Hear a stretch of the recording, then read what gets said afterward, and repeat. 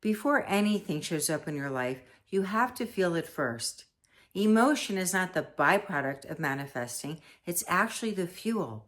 And the stronger you're feeling, the stronger the signal is you send out there to the universe. Have you ever thought about why is it that I do all the work and you still can't get what you want? Well, if you can answer yes to this question, I'm really glad you're here, because I would like to share some insights with you that I recently learned that may help you along with your path of manifestation.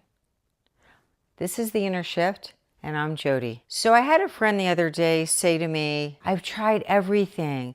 I've been doing the meditations. I've been reading books. I've been working so hard on this stuff. I don't know what to do. She said to me, I just don't know what to do. I'm doing all the work. And so I said to her, my friend, I said, chances are you have blockages that you're not even aware of. And I went on to tell her that I've been doing this work for over 40 years. She knows this. And it wasn't until a few years ago that I learned that if I'm not getting everything I'm trying to manifest, that I have blockages. At least that's per Joe Dispenza. So I learned this after attending one of Joe Dispenza's workshop. However, this was really a shocker to me. I've done meditations for so many years. I'm not a crazy yogi meditation person sitting with my legs crossed all the time and om. That's not me. I've tried so many different things and I'm on a really good path. And like I said, I've been on many of them. However, this one was a shocker to me. So I love Dispenza's work. I talk a lot about him. I'm going to be sharing a lot of his meditations here and some of his meditation challenges that you could do at any time. However, one thing I realized is that he didn't show me how to remove these blockages. He does talk about the head and the heart being aligned, which I'm aware of, and I'll share a little bit more about that in a moment. But I didn't know how to remove the blockages, because I would also do the work, just like my friend was telling me, and I was not seeing this one particular thing that was a really big item that I've been trying to manifest, something I've been dreaming about for a long time. So I did some further research like I always do. I'm a seeker of life. I'm always on a constant education as far as the consciousness path goes. And I discovered David Elliot. Someone had told me about David Elliot. And his work is about breathing. It's breath work. I'm sure you've heard of it, or if you haven't, it's called holotropic breathing. And it's a specific kind of breath work that is supposed to help move energy through your body where you have it blocked. And I did get what I've been trying to manifest for so long. And I'm not going to tell you that it's because I did David Elliott's work. I will tell you that I do think there's a tipping point where you could be doing your work, whatever it is, your meditations or your books or your workshops, whoever your gurus might be or your teachers might be. And there was a tipping point where you just had to go that one extra step. And then that was it to make a difference, to start to change things in your life. So if you are interested in learning about David Elliott's work and how I used it to release some blockages in my life, send me a private message and I am glad to share more information with you about that. Another thing that I'm aware of, because I've been studying Kabbalah for over 25 years. I love Kabbalah. It has its roots in everything. So whatever gurus you may or may not follow, chances are its roots are in Kabbalah, because Kabbalah is an ancient wisdom that is thousands of years old, and it decodes the Bible. So there is information that is being decoded right now from the Bible, that these ancient teachings are now being disclosed through the works of Joe Dispenza and so many other wonderful people that are sharing with us the scientific reasons why this wisdom makes sense. So getting back to the manifestation, another reason that Kabbalah would say if you're not getting what you want is because the law of cause and effect. So you could be thinking about something you want, and you perhaps have done something. It could have been a couple months ago, a couple years ago, or it could have even been lifetimes ago. So there is a universal law between cause and effect. And one of the things to be conscientious of while doing your spiritual work is the law of cause and effect, and trying to shorten the timeline between that. So I think it's always fun when something happens in my life and I realize that it's a synchronicity, that I'm in the flow, because some people call them coincidences. However, I'm sure if you're here, you know that they're synchronicities. So it is a great thing when you are able to see the link in a much shorter time span between what it is that you desire and having it actually show up. And of course, the larger, bigger ticket items usually take a little more time and a lot more work. But don't forget, there's that tipping point. But getting back to Kabbalah, when we think about the law of cause and effect, there could have been something that you did in another lifetime why you haven't received what you've wanted. And have you ever thought about why good things happen to bad people, or why bad things happen to good people? Sometimes, I don't like to use the word bad. However, I'm sure you understand what I mean when I say it this way. You might know someone who you think is really not an honorable person, and they may really not have good scruples when it comes to business. They don't have good work ethics, and they are so financially successful. Have you also thought, though, about that not everybody gets everything? Because there's people in life and they seem to have amazing health. However, their family life, not so good. A lot of fighting, a lot of arguing. Maybe they got a divorce, but boy, they sure have a ton of money. And people think they're happy. Chances are they're not. So have you ever also thought about people that they have an amazing family, they've got good health, they have children, they look like the picture perfect family when you think about, wow, they're so fortunate. And they work so hard. And they can't rub two nickels together. And they're doing the work too. So there are reasons Kabbalistically that people are not getting what they want. And there are ways to overcome that as well. And I will get a little deeper into Kabbalah a little bit later. In fact, I'm even going to be offering a free introduction to Kabbalah along with the digital course that you'll be able to take. That'll be coming shortly. And so we learn about these things, right? There are different reasons why people can't get what they're manifesting. There is one takeaway, though, that I do want to share with you that will help you know whether or not you're doing it right or not doing it right, because it's really hard to really know. You're doing the work, but how do you know? Well, think about this. If you take a look at your life, whatever it is that's in your life, your relationships, your health, your finances, your work, whatever it is, just take a look at your life. Think about what it is that you really want to manifest, whether it's one thing, whether it's several things. And if your outside world doesn't reflect what it is that you really desire, what you want to manifest, well, then here's what's going on. And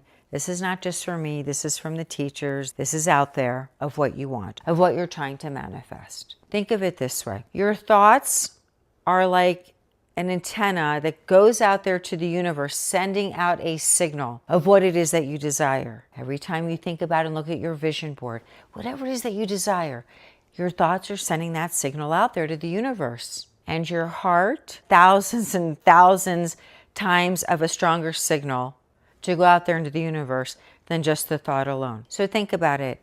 If your head is sending out a signal there of what you want, but you're not feeling it on the inside, you're not emotional about it, then it sends like a confusion signal out there to the universe, and it doesn't know what to do with that, right? So you have to learn how to have what you want, your thoughts about what you want, match the feeling as if you've already had it. Because science will tell you that your brain does not know the difference of whether something happened when you were 10 years old or something happened when you were 20 years old. In fact, there's been studies on this. So if something happened to you when you were 10, let's say, and you didn't have the opportunity to go ahead and process this, and something reminded you of this, an experience happened in your life when you were 20, and you get just as emotional about it, just as upset or angry while you're sharing a story about what just happened to you, with a friend, it's like your mind is living the experience all over again, like when you were 10. So science has shown that your brain doesn't know the difference of what happened when you were 10 versus when you were 20 if you have the same emotional experience when you're sharing that story. So if you can get into the mindset and actually feel what it is that you want to manifest and actually have those emotions as if you've already obtained what it is that you want to manifest. How would you feel if the one thing you've wanted so much in your life, you acted as if you already had it? If you do that, then you are going to get what it is that you are trying to manifest so much faster than you would have before. And your chances of getting it will come to you because it's there for the taking. It doesn't matter whether you pray to the light, whether you pray to God, whether you pray to Jesus, whether you have a guru or you don't. It doesn't matter. Okay, the universe wants you to have everything that you want. In fact, the universe wants you to have more than what you could even imagine. So it's there for you. The question is, when are you going to receive it? And the thing I want to share with you is to focus on and think about, are you really feeling? Are you really acting as if you've already received it? And I know this is hard because I wanted to manifest a home. I was calling it my forever home. And I had been thinking about it for years. I have the vision board. I've done the work with David Elliot. I've done the meditations. I didn't know why I wasn't getting it right. And I was envisioning myself that when I walked through that red front door, that I would literally get down on my knees and I would kiss the floor.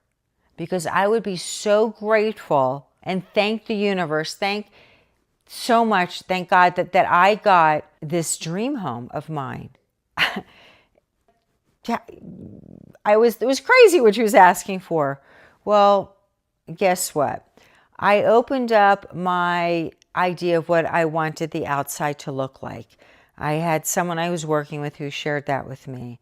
If you want, it's someone I've been working with for decades, and she's helped me a lot. She happens to be a medium, and she's worked with a lot of people whom you would know out in LA. And she came to me by really good recommendation. I'm not somebody who bounces to mediums. However, the one thing she said to me was if I could open up what it would look like on the outside, so much more would be available to me. So I still did what I was doing prior to speaking to her. And I still imagined that red door. I still imagined my walking in and kissing the ground. I still imagined this view from left to right when I walked in, and all these other things that my daughter had, which I thought were like mind-blowing. We'd have to be in such a different financial realm for any of that to happen. And wow, it happened. And I will tell you that when it did happen unexpectedly, I opened up that front door, which, by the way, was painted red by the previous owner because I could see the paint. I did kneel down to the ground and I did kiss the tile as soon as I walked in. And till this day, I'm so grateful because gratitude is also another big thing. To be grateful, to have the things that you have, and the universe will send you so much more. And I went to a whole nother level that a lot of people probably would not do. When I was hearing from Dispenza to act as if I already had it, and I really wanted to manifest what I was calling my forever home, I started to pack up the condo I was living in. And I was packing up boxes as if I was already moving. And the person who was helping me till this day thought it was crazy, and she still shares that story. So again, the takeaway here is to act as if you have already received what it is that you want to manifest. And when you do that, you need to really try as hard as you can to get into the emotional state as if you've already received it. So if you're trying to manifest a home or a condo, for example, maybe you could try packing up your boxes ahead of time and just keep on imagining what it would feel like, seeing what it would like to sign that contract or to sign that lease, and how you would feel if you actually closed on that home you wanted or got that lease that you desired. And if you're thinking about a relationship that you want in your life, a love interest in your life, think about what love feels like. I know that when I had my daughter and I looked at her for the very first time, wow, that was a love that I've never known that I could even feel. And I still feel that every time I look at her. Not every time, but you know what I mean. And getting into that frame of mind when you're meditating or whatever work you're doing, when you're trying to manifest that love interest, imagine during that feeling of love, whether it's for a parent or a sibling or a child, and getting into that state of what it really feels like when you're trying to manifest makes a difference. And if it's financially because there's things that you want, well, imagine what it would look like if you actually saw that money in your bank account. So I really hope this has helped, and I'll just share with you one other thing. We are programmed. We program ourselves to have these automatic thoughts in our subconscious that we are not even aware of. So another way to know if you are transforming and becoming closer to who you want to be, closer to obtaining what it is that you need to become aware of these subconscious thoughts that are running in the background.